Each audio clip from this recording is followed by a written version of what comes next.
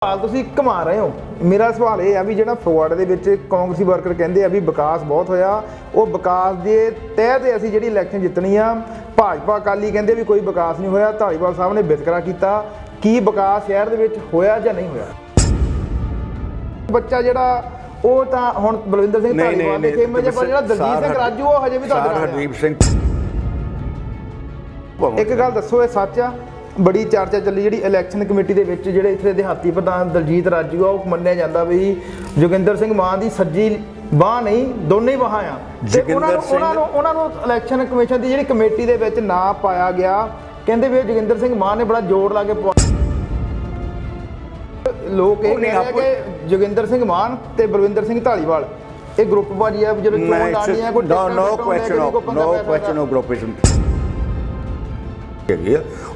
कुछ उस पासे वाल प्रमोट कर रही है, पर मैं चाहता सी फगवाड़े दी इंडस्ट्री न्यू इंडस्ट्री पॉइंट एक नवा बिग प्रोजैक्ट जोड़ा वो फगवाड़े लगे। साडी वेख रहे सारे दर्शकों का स्वागत है। चोणां दे विच सिर्फ एक साल का समा रह गया है, जिस दे चलदियां सारी सियासी पार्टियां पब्बा पर हुई हैं। हरेक सियासी पार्टी एक दूजे ते तिखे तंज कसदी दिखाई दे रही है। पर जेकर अज पंजाब सरकार की गल करिए तो विधान सभा दे विच जिहड़ा कि बजट पास कर दिता गया है, उस विच अहम फैसले लए गए हैं, जिस संबंधी असीं विचार बटारा करन दे लई अज जिहड़े कि पंजाब दे साबका मंत्री सरदार जोगिंदर सिंह मान भी साडे स्टूडियो में हाज़र हैं, जिहड़े इस वक्त पंजाब प्रदेश के चेयरमैन भी हैगे आ। सो उन्हां नाल गलबात करांगे। मान साहब, जिहड़ा अज कैप्टन साहब वालों पंजाब सरकार वालों बजट पास किया गया, उसनूं किस तरह वेखदे हो? हालांकि कांग्रेस सरकार दा काफ़ी खुश दिखाई दे रही है। वो कहंदे भी इदां दे इतिहासक फैसले लए गए जिस नाल लोकां दा फायदा होवेगा, पर विरोधी धिरां वो हजे भी इसका विरोध कर रही हैं। मैं समझदा कि पंजाब सरकार ने जो बजट पेश किया मौजूदा समय के मुताबिक उन्होंने बहुत अच्छा मैं वेलकम करना, और कैप्टन साहब की जो अगवाई है जहाँ नाथ मिनिस्टर साहब मनप्रीत सिंह बादल साहब, उन्होंने बहुत अच्छी सियाणप के नाल एक पढ़े लिखे वाला और एक अच्छे एडमिनिस्ट्रेशन का बजट उन्होंने पेश किया। मैं थोड़ी जी आपके गल साझी करा कि पंजाब किसानों करके इस वे पंजाब सरकार काफ़ी क्राइसिस है, खास करके पोलिटिकल क्राइसिस के हैगी, क्योंकि GST की गल करिए उन्होंने वो वापस नहीं किया जो पंजाब का बनता हिस्सा से। इस तो इलावा जो रूरल डिवेलपमेंट फंड से उसका उन्होंने रोकया गया। तो इस तरह मैं समझदा कि पंजाब सरकार की फाइनैशियल जी पोजीशन है वो काफ़ी मुश्किल है, काफ़ी टाइट है, लेकिन उसके बावजूद उन्होंने एक बहुत अच्छा बजट, एक ऐसा बजट जोड़े आने वाले जोड़े मैं ये समझदा कि जो पंजाब सरकार ने कैप्टन साहब अमरिंदर सिंह साहब ने इलैक्शन तो पहले जो वादे किए थे उन्होंने फुलफिल करने एक बहुत अच्छा बजट और एक अच्छे एडमिनिस्ट्रेशन की जो मिसाल साढ़े सामने पेश की है। तो मैं सब तो पहला जे मैं गल करा बाबा साहब की जोड़े साढ़े कॉन्स्टिट्यूशन कमेटी से वो हैड सन, उन्होंने जो कॉन्स्टिट्यूशन पेश किया जिसकी मिसाल असी बहुत सारे जोड़े कॉन्स्टिट्यूशन हैं पर्टिकुलरली यूके के कॉन्स्टिट्यूशन कंपेयर करके, तो मैं समझदा एक ऐसा मील पत्थर बाबा साहब ने गड्ढिया, खास करके उन्होंने पैरोकार च नहीं जो उन्होंने मनने वाले या असी लोग जो है असी रियली अपने आप को एक आदर्श समझते हैं बाबा साहब को। वो जी उन्होंने पंजाब के दुआबे खास करके उन्होंने यादगार बनाने 25 एकड़ जमीन कपूरथले विखे 100 करोड़ रुपए का फंड रखा, एक बहुत वड्डी है, क्योंकि बाबा साहब की विचारधारा बाबा साहब की फिलोसफी को प्रमोट करना, और जो बाबा साहब रियलिटी उन्होंने अज के समय के मुताबिक जो कोई सेंटर जी अपनी वक्री वक्री तरीके एक डाइवर्सीफिकेशन की तरह एक दूजे पासे एकता बोलो दूजे पासे जो मोड़ना चाहती है, उस एक बहुत उसनों तकड़ा रोकने वास्ते बाबा साहब जो उसकी पॉलिसी से उन लागू करने की लोड़ है। उस तहत उन्होंने कपूरथले में बहुत बड़ा प्रोजैक्ट जो लैके मैं कहना वो बाबा साहब बहुत सारिया उन्होंने फिलोसफी उन्होंने विचारधारा प्रमोट किया जा सकता। दूसरी जी क्योंकि आम लोगों के जी अपोजिशन की गल तुम कर रहे हो कि पेंशन स्कीम की गल करते हैं, पहले 250 बादल साहब के वे SAD के समय के मुताबिक, उस तो बाद पार्टी ने जो गवर्नमेंट 17 आ गई है, गवर्नमेंट पावर च आ गई, उस वे उन्होंने 750 करते, और हुण जिहड़ा उन्होंने 1500 रुपया जिहड़ा कीता, मैं कहना काफ़ी शलाघायोग है। और मैनूं ये आस है कि सरकार जी इस पासे होर भी ध्यान देगी। इस तो अलावा जिहड़ा कमीशन जिहड़ा सेमा वित्त कमीशन जिहड़ा उसनूं लागू करना, और इस तो इलावा जिहड़े 9 लाख होर परिवारों की स्मार्ट जिहड़े स्मार्ट विलेज 9 ਲੱਖ ਹੋਰ ਪਰਿਵਾਰਾਂ ਨੂੰ ਸਮਾਰਟ ਕਾਰਡ ਜਿਹੜੇ ਉਹਨਾਂ ਪ੍ਰੋਵਾਈਡ ਕਰਨੇ, ਉਹਦੇ ਲਈ 120 ਕਰੋੜ ਰੁਪਇਆ ਜਿਹੜਾ ਉਹਨਾਂ ਨੇ ਰੱਖਿਆ। ਕਿਸਾਨਾਂ ਦਾ ਕੰਜਾ ਰਹਿੰਦੇ ਕਿਸਾਨਾਂ ਦਾ ਕਰਜ਼ਾ ਜਿਹੜਾ ਤਕਰੀਬਨ 1,13,000 ਕਰੋੜ ਦੇ ਹੈਗੇ ਆ, ਉਹਦੇ 'ਚ 11.86 ਕਰੋੜ ਦੀ ਜਿਹੜੀ ਵਿਵਸਥਾ ਰੱਖੀ ਹੈ। ਜੇਕਰ ਆਪਾਂ ਸ਼ਗਨ ਸਕੀਮ ਦੀ ਗੱਲ ਕਰੀਏ, ਕਿਉਂਕਿ ਇਹ ਬਾਦਲ ਸਾਹਿਬ ਵੱਲੋਂ ਤੋਰੀ ਗਈ ਸੀ ਸ਼ਗਨ ਸਕੀਮ, ਜਿਸ ਤੋਂ ਲੈ ਕੇ ਜਿਹੜੀਆਂ ਜ਼ਰੂਰਤਮੰਦ ਪਰਿਵਾਰਾਂ ਦੀਆਂ ਬੱਚੀਆਂ ਸਨ ਉਹਨਾਂ ਨੂੰ ਇੱਕ ਬਹੁਤ ਵੱਡੀ ਰਾਹਤ ਮਿਲਦੀ ਸੀਗੀ, ਉਸ ਸੰਬੰਧੀ ਵੀ ਕਿਹੜੇ ਫੈਸਲੇ ਉਹ ਵੀ ਮੈਂ ਚਾਹਾਂਗਾ ਕਿ ਤੁਸੀਂ ਸਾਂਝੇ ਕਰੋ। ਸ਼ਗਨ ਸਕੀਮ ਦੀ ਜਿਹੜੀ ਗੱਲ ਹੈ, ਇਹਦਾ ਸ਼ਗਨ ਸਕੀਮ ਨਾਲ ਜਿਹੜੇ ਨਾਂ ਸੀ, ਮੈਂ ਜਿਸ ਵੇਲੇ ਮਿਨਿਸਟਰ ਸੀ ਤਾਂ ਮੈਂ ਉਸ ਵੇਲੇ ਸ਼ਗਨ ਸ਼ਬਦ ਕੋਈ ਬੜਾ ਅੱਛਾ ਸਮਾਜ ਵਿੱਚ ਨਹੀਂ, ਉਹਨੂੰ ਆਸ਼ੀਰਵਾਦ ਸਕੀਮ 'ਤੇ ਉਸ ਵੇਲੇ HS ਹੰਸਪਾਲ ਸਾਹਿਬ ਪ੍ਰਧਾਨ ਸਨ ਅਤੇ ਅਸੀਂ ਸਲਾਹ ਕਰਕੇ ਉਸ ਨੂੰ ਆਸ਼ੀਰਵਾਦ ਕੀਤੇ ਸੀ। ਉਹ ਸ਼ਗਨ ਸਕੀਮ ਦੀ ਵਿੱਚ ਜਿਹੜੀ ਬੜੋਤਰੀ ਕਰਨਾ ਹੈ 1,000 ਤੋਂ 5,000 ਕਰਨਾ ਇੱਕ ਬਹੁਤ ਵੱਡੀ ਰਾਹਤ ਹੈਗੀ ਹੈ, ਖਾਸ ਕਰਕੇ ਪਰਿਵਾਰਾਂ ਨੂੰ। ਮੈਂ ਜੇ ਸਾਰੇ ਸਿਸਟਮ ਜੋ ਆਪਣਾ ਪਹਿਲਾਂ ਕਿਤੇ ਜਿਹੜੇ ਕਿਸਾਨ ਕ੍ਰਾਈਸਿਸ ਵਿੱਚ ਜਿੱਥੇ ਕਿਸਾਨ ਔਰ ਦਲਿਤ ਔਰ ਮਜ਼ਦੂਰ ਜਿਹੜਾ ਉਹ ਪੀਛੇ ਜਾ ਰਹੇ ਹਨ, ਉਹਦੇ ਵਿੱਚ ਅੱਜ ਉਹਨਾਂ ਨੂੰ ਇੱਕ ਵੱਡੀ ਰਾਹਤ ਦੇਣੀ ਉਸ ਵੇਲੇ ਇਹ ਬਹੁਤ ਲਾਹੇਵੰਦ ਰਹੇਗੀ। ਤਾਂ ਓਵਰਆਲ ਸਰਕਾਰ ਨੇ, ਕਾਂਗਰਸ ਪਾਰਟੀ ਨੇ, ਮੈਂ ਕਿਹਾ ਸੀ ਜੇ ਕ੍ਰਾਈਸਿਸ ਬਹੁਤ ਨੇ ਔਰ ਖਾਸ ਕਰਕੇ ਕਿਉਂਕਿ ਜਿਹੜਾ ਕਿਸਾਨੀਆਂ ਦਾ ਮੁੱਦਾ ਹੈ, ਕਿਸਾਨੀ ਔਰ ਦਲਿਤ ਦਾ ਮੁੱਦਾ ਜਾਂ ਵਪਾਰੀ ਦਾ ਮੁੱਦਾ ਜਾਂ ਇੰਡਸਟਰੀਲਿਸਟ ਦਾ ਮੁੱਦਾ, ਅੱਜ ਸਾਰੇ ਮੁੱਦੇ ਜਿਹੜੇ ਨੇ ਕਿਸਾਨੀ ਅੰਦੋਲਨ ਨਾਲ ਜੁੜੇ ਹੋਏ ਨੇ, ਅੱਜ ਉਹਨਾਂ ਨੂੰ ਇੱਕ ਬਹੁਤ ਵੱਡੀ ਰਾਹਤ ਹੈ ਇਹ ਖਾਸ ਕਰਕੇ, ਕਿਉਂਕਿ ਇੰਡਸਟਰੀ ਬੰਦ ਹੋਣ ਦੇ ਨਾਲ ਜਿਹੜੇ ਮਜ਼ਦੂਰ ਵਿਹਲੇ ਹੋ ਗਏ, ਖੇਤਾਂ ਦੇ ਵਿੱਚ ਜਿਹੜੇ ਕਿਸਾਨਾਂ ਦੀ ਲੇਬਰ, ਕਿਸਾਨ ਸਾਰੇ ਦਿੱਲੀ ਬਾਰਡਰ 'ਤੇ ਬੈਠੇ ਨੇ। ਇਹ ਇੱਕ ਇਸ ਜਦੋਂ ਕਿ ਜਿਹੜੀ ਹੈ ਕੇਂਦਰ ਸਰਕਾਰ NDA ਸਰਕਾਰ ਇਹ ਬਿਲਕੁਲ ਮਿਤਰੇਈ ਮਾਂ ਵਾਲਾ ਕਰਦੀ ਹੈ। ਰੋਜ਼ ਅਸੀਂ ਅਖਬਾਰਾਂ 'ਚ ਪੜ੍ਹਦੇ ਹੋ, ਆਪੋਜੀਸ਼ਨ ਵਾਲਿਆਂ ਨੂੰ ਵੀ ਪਤਾ ਹੈ ਔਰ ਖਾਸ ਕਰਕੇ ਅਕਾਲੀਆਂ ਨੂੰ ਵੀ ਪਤਾ ਜੋ ਪੋਜੀਸ਼ਨ ਹੈਗੀ ਹੈ। ਅਤੇ ਜਿਹੜਾ ਮੈਂ ਜਿਸ ਪਹਿਲਾਂ ਕਹਿੰਦਾ ਵੀ ਸਰਕਾਰ ਦੇ ਉੱਤੇ ਜਿਹੜਾ ਕਰਜ਼ਾ ਹੈਗਾ, ਪਹਿਲਾਂ ਜਿਹੜਾ 1 ਕਰੋੜ 25 ਲੱਖ ਸੀ, ਉਸ ਤੋਂ ਵੱਧਦਾ ਅੱਜ ਜਿਹੜਾ 2.5 ਲੱਖ ਕਰੋੜ ਦੇ ਕਰੀਬ ਜਿਹੜਾ ਕਰਜ਼ਾ ਪੰਜਾਬ ਸਰਕਾਰ 'ਤੇ ਹੈਗਾ।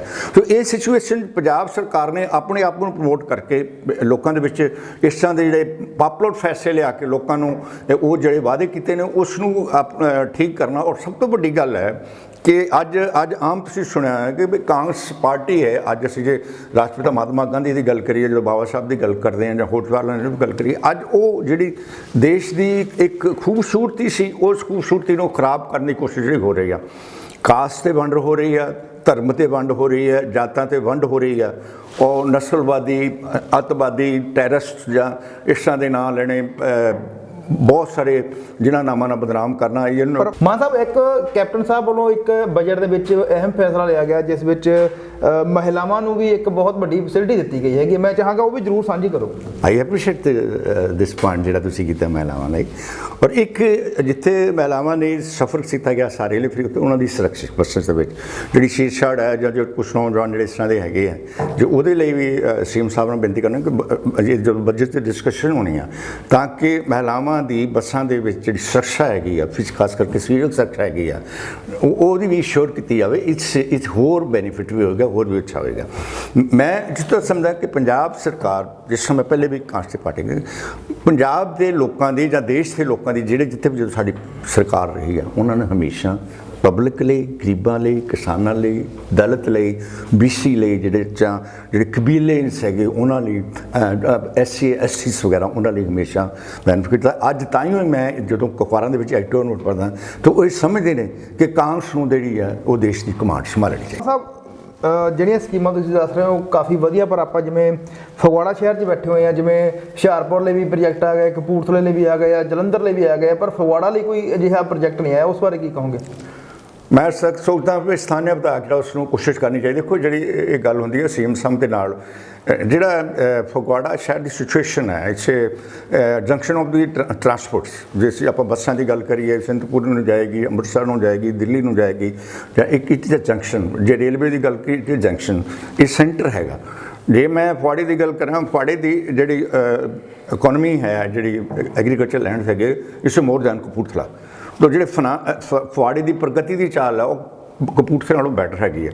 ਤਾਂ ਮੇਰੀ ਇੱਛਾ ਸੀ ਕਿ ਮੈਂ ਫਗਵਾੜੇ ਲਈ ਕੋਈ ਅੱਛਾ ਪ੍ਰੋਜੈਕਟ ਆਵੇ, ਪਰ ਮੈਂ ਆਪਣੇ ਲੈਵਲ 'ਤੇ ਫਿਰ ਵੀ ਕੋਸ਼ਿਸ਼ ਕਰਾਂਗਾ ਫਗਵਾੜੇ ਦੇ ਵਿੱਚ ਜੋ ਫਗਵਾੜੇ ਦੀ। ਧਾਲੀਵਾਲ ਸਾਹਿਬ ਤੋਂ ਪਹਿਲਾਂ ਆਪਣੀ ਕਮਾਂਡ ਕਰ ਰਹੇ ਸੀ ਕਾਂਗਰਸ ਪਾਰਟੀ ਨੂੰ, ਤੁਸੀਂ ਵੱਡੀ ਮੰਗ ਕਰ ਰਹੇ ਸੀ ਕਿ ਫਗਵਾੜੇ ਨੂੰ ਜ਼ਿਲ੍ਹਾ ਬਣਾਉਣਾ ਚਾਹੀਦਾ ਆ, ਜ਼ਿਲ੍ਹੇ ਦੀ ਉਹ ਕਿੱਥੇ ਗੱਲ ਖੜੀ ਜ਼ਿਲ੍ਹੇ ਦੀ ਹੈਗਾ। ਮੈਂ ਕਿਹਾ ਨਿਊ ਇੰਡਸਟਰੀ ਪੁਆਇੰਟ ਜਿਹੜਾ ਪਾਇਆ ਫਗਵਾੜੇ ਤੋਂ ਬਾਹਰ ਜਿਹੜੀ ਇੰਡਸਟਰੀ, ਘਰਾਂ ਦੀ ਇੰਡਸਟਰੀ ਹੈਗੀ, ਤੁਸੀਂ ਸ਼ਹਿਰ 'ਚ ਜਾਓ, ਛੋਟੇ ਛੋਟੀਆਂ ਘਰਾਂ ਦੇ ਵਿੱਚ ਹੁਣ ਛੋਟੇ ਛੋਟੇ ਜਿਹੜਾ ਬਰਤਨਾਂ ਦੀ ਇੰਡਸਟਰੀ ਹੈਗੀ ਆ, ਕੋਈ ਹੋਰ ਇਸ ਤਰ੍ਹਾਂ ਦੀਆਂ ਇੰਡਸਟਰੀਆਂ, ਕੋਈ ਛੋਟੇ ਪੁਰਜੇ ਬਣਾਉਣੇ ਆ, ਕਿਉਂਕਿ ਖਾਸ ਕਰਕੇ ਇੰਜਨ ਪਾਰਟਸ ਦੇ ਵਿੱਚ ਫਗਵਾੜੇ ਦੀ ਬੜੀ ਇੰਪੋਰਟੈਂਸ ਹੈਗੀ ਹੈ।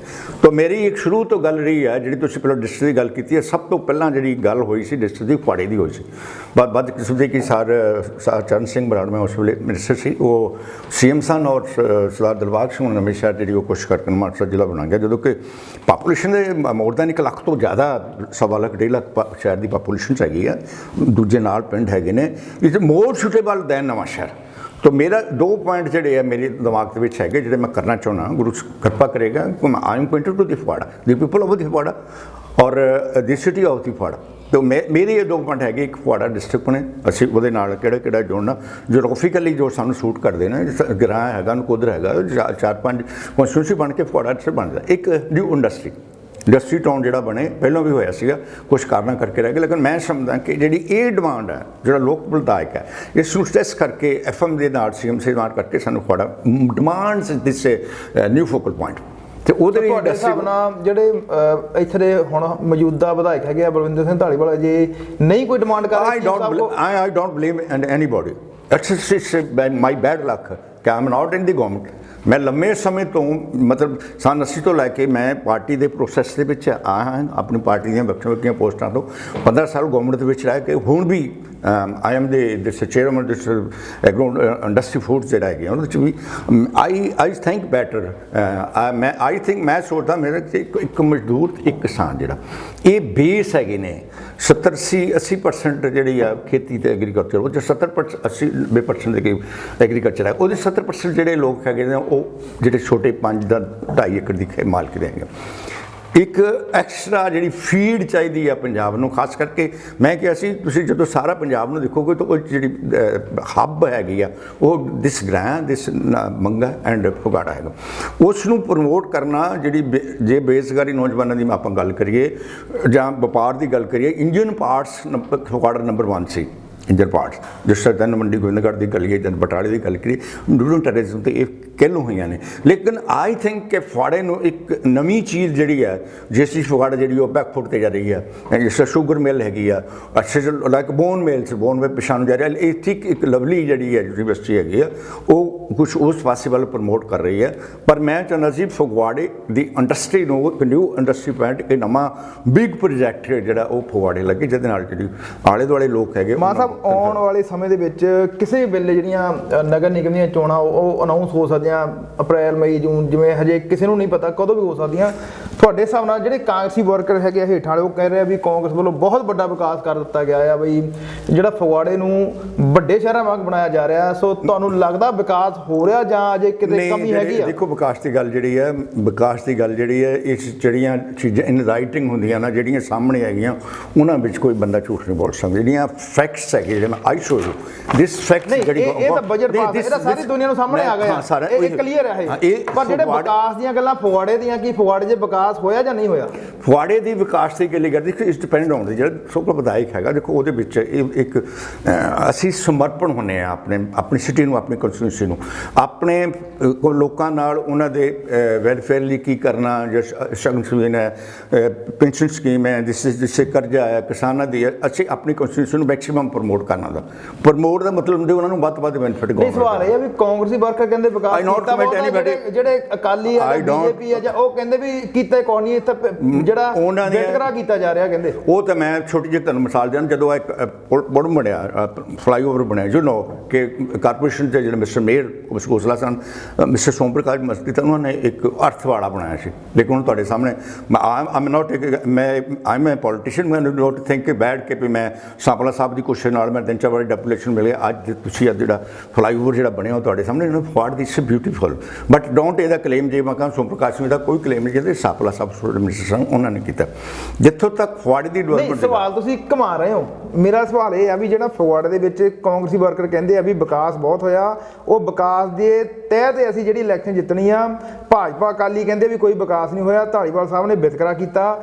ਕੀ ਵਿਕਾਸ ਸ਼ਹਿਰ ਦੇ ਵਿੱਚ ਹੋਇਆ ਜਾਂ ਨਹੀਂ ਹੋਇਆ? ਆਪੋਜੀਸ਼ਨ ਕੋ ਹੋਰ ਕੋਈ ਮਤਲਬ ਹੀ ਕੋਈ ਨਹੀਂ ਕਿ ਬਕੈਥਰ ਤੇ ਉਹ ਲੋਕਲ ਐਮਐਲਏ ਵਿਧਾਇਕ ਤੇ ਉਹ ਐਲੀਗੇਸ਼ਨ ਲਾ ਸਕਦੇ, ਇਹੋ ਹੀ ਲਾ ਸਕਦੇ। ਤੁਸੀਂ ਮੰਨਦੇ ਹੋ ਵਿਕਾਸ ਹੋਇਆ, ਵਿਧਾਇਕ ਨੇ ਕੀਤਾ? ਮੈਂ ਵਿਕਾਸ ਕਦੀ ਪਿੱਛੇ ਨਹੀਂ ਜਾਂਦੀ ਮੇਰੀ ਪਾਰਟੀ, ਔਰ ਮੈਂ ਤੁਹਾਨੂੰ ਸ਼ਰਤ ਨਾ ਕਹਿਣਾ ਆਈ ਗੋਟ ਸਮ ਐਕਸਪੀਰੀਅੰਸ ਕਿ ਅਸੀਂ ਜਿਹੜੀ ਹੈ ਕਾਰਪੋਰੇਸ਼ਨ ਜਿਹੜੀ ਜਿੱਤਾਂਗੇ, ਅੱਜ ਹੁਣ ਕੱਲ੍ਹ ਹੁਣ ਮਹੀਨੇ ਨੂੰ ਹੁਣ 2 ਮਹੀਨੇ ਨੂੰ ਹੁਣ ਕਾਰਪੋਰੇਸ਼ਨ ਜ਼ਰੂਰ ਜਿੱਤਾਂਗੇ। I am with the party.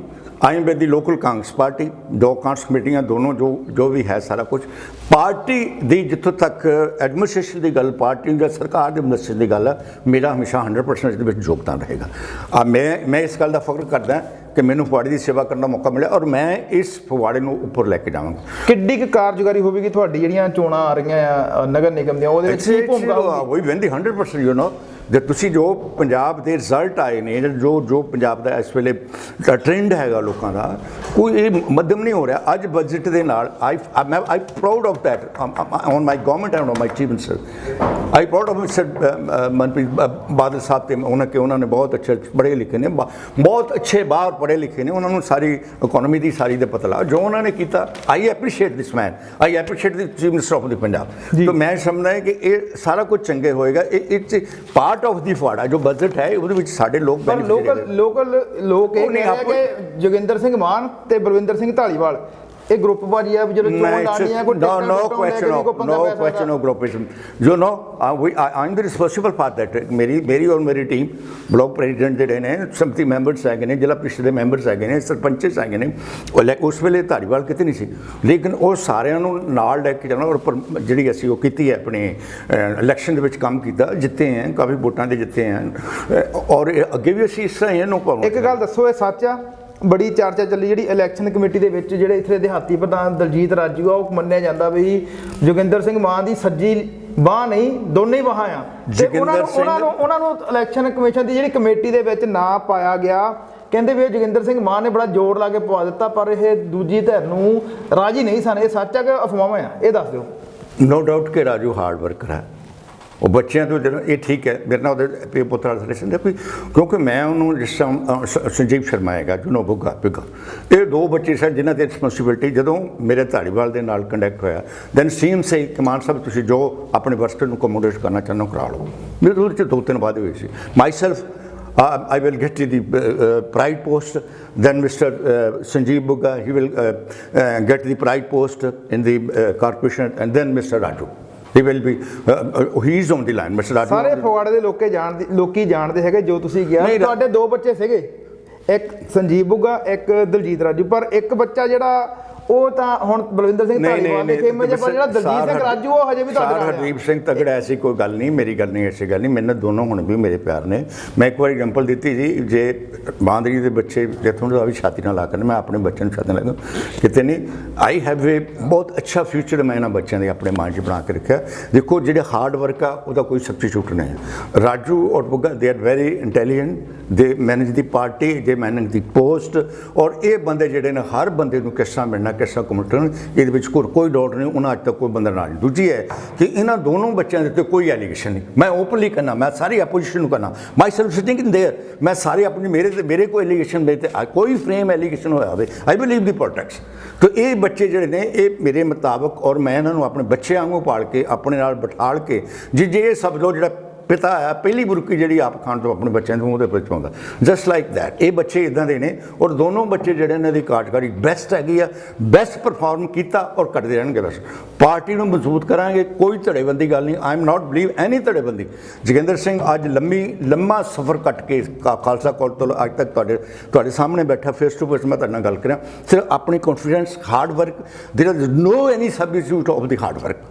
ਸੋ ਇਸ ਕਰਕੇ ਇਹ ਮੇਰੇ ਬੱਚੇ ਹਾਰਡ ਵਰਕਰ ਨੇ। I appreciate, I congratulate that both of the sons ਜਿਹੜੇ ਮੇਰੇ ਹੈਗੇ ਆ। ਬਹੁਤ ਧੰਨਵਾਦ ਜੀ। ਇਹ ਸਨ ਸਰਦਾਰ ਜੋਗਿੰਦਰ ਸਿੰਘ ਮਾਨ ਜਿਹੜੇ ਅੱਜ ਸਾਂਝ ਟੀਵੀ ਦੇ ਸਟੂਡੀਓ ਵਿਖੇ ਪਹੁੰਚੇ ਹਨ। ਜੋ ਪੰਜਾਬ ਸਰਕਾਰ ਵੱਲੋਂ ਬਜਟ ਪਾਸ ਕੀਤਾ ਗਿਆ ਉਹਦੇ ਕਾਫੀ ਤਾਰੀਫਾਂ ਦੇ ਪੁਲ ਬੰਨੇ ਆ, ਕਹਿੰਦੇ ਬਹੁਤ ਵਧੀਆ ਸੀ। ਪਰ ਕਿਤੇ ਨਾ ਕਿਤੇ ਇਹਨਾਂ ਨੇ ਜਦੋਂ ਹੁਸ਼ਿਆਰਪੁਰ, ਕਪੂਰਥਲਾ, ਜਲੰਧਰ ਸ਼ਹਿਰ ਦੀ ਗੱਲ ਕੀਤੀ, ਉੱਥੇ ਤਾਂ ਵਿਕਾਸ ਦੇ ਜਿਹੜੇ ਵੱਡੇ ਪ੍ਰੋਜੈਕਟ ਜ਼ਰੂਰ ਆਏ, ਪਰ ਫਗਵਾੜਾ ਅਜੇ ਵੀ ਵਾਂਝਾ ਹੈਗਾ। ਇਹਨਾਂ ਨੇ ਕਿਤੇ ਨਾ ਕਿਤੇ ਇਹ ਗੱਲ ਜ਼ਰੂਰ ਆਖੀ ਆ ਵੀ ਜਿਹੜੇ ਇੱਥੇ ਫਗਵਾੜਾ ਦੇ ਹਲਕਾ ਵਿਧਾਇਕ ਬਲਵਿੰਦਰ ਸਿੰਘ ਧਾਲੀਵਾਲ ਆ, ਉਹਨਾਂ ਨੂੰ ਸੀਐਮ ਸਾਹਿਬ ਨਾਲ ਗੱਲਬਾਤ ਕਰਨੀ ਚਾਹੀਦੀ ਸੀ ਤੇ ਸ਼ਾਇਦ ਇੱਥੇ ਵੀ ਇਹ ਜਿਹੜੇ ਕਿ ਵਿਕਾਸ ਦੇ ਪ੍ਰੋਜੈਕਟ ਆ ਸਕਦੇ ਸੀ। ਦੂਜੇ ਪਾਸੇ ਜਿਹੜਾ ਦੋ ਆਪਣੇ ਸਪੁੱਤਰਾਂ ਦੀ ਵੀ ਗੱਲ ਇਸ ਵਿੱਚ ਜ਼ਰੂਰ ਛਿੜੀ ਆ ਵੀ ਜਿਹੜੇ ਦਿਹਾਤੀ ਪ੍ਰਧਾਨ ਦਲਜੀਤ ਰਾਜੂ ਤੇ ਸੰਜੀਵ ਬੁੱਗਾ, ਉਹ ਅਜੇ ਵੀ ਆਪਣੀ ਜਿਹੜੀ ਕਿ ਬੜੀ ਇਮਾਨਦਾਰੀ ਦੇ ਨਾਲ ਪਾਰਟੀ ਦੀ ਸੇਵਾ ਕਰ ਰਹੇ ਆ। ਤੇ ਦਾਅਵਾ ਇਹਨਾਂ ਨੇ ਇਹ ਕੀਤਾ ਵੀ ਆਉਣ ਵਾਲੀਆਂ ਜਿਹੜੀਆਂ ਚੋਣਾਂ ਹੈਗੀਆਂ, ਕੈਪਟਨ ਸਾਹਿਬ ਦੀ ਜਿਹੜੀ ਇਹ ਵਿਕਾਸ ਕਾਰਜ ਕਰ ਰਹੇ ਉਹਨਾਂ ਦੇ ਤਹਿਤ ਜਿਹੜੀਆਂ 50 ਸੀਟਾਂ ਜਿੱਤਾਂਗੇ। ਪਰ ਵਿਰੋਧੀ ਧਿਰਾਂ ਨੂੰ ਇਹ ਚੀਜ਼ਾਂ ਰਾਸ ਨਹੀਂ ਆ ਰਹੀਆਂ। ਉਹ ਨਾ ਤਾਂ ਇਸ ਬਜਟ ਤੋਂ ਖੁਸ਼ ਆ, ਨਾ ਹੀ ਉਹ ਕਹਿ ਰਹੇ ਆ ਵੀ ਕਾਂਗਰਸ ਨੇ ਵਿਕਾਸ ਕੀਤਾ। ਉਹਨਾਂ ਦੇ ਇਤਰਾਜ਼ ਇਸ ਤੋਂ ਉਲਟ ਸੁਣਨ ਨੂੰ ਮਿਲਦੇ ਆ। ਸੋ ਹੋਰ ਵੀ ਤੁਹਾਨੂੰ ਅਸੀਂ ਨਵੀਆਂ ਤੇ ਤਾਜ਼ੀਆਂ ਜਿਹੜੀਆਂ ਅਪਡੇਟਸ ਦਿੰਦੇ ਰਹਾਂਗੇ। ਤਦ ਤੱਕ ਲਈ ਦਿਓ ਇਜਾਜ਼ਤ। ਧੰਨਵਾਦ।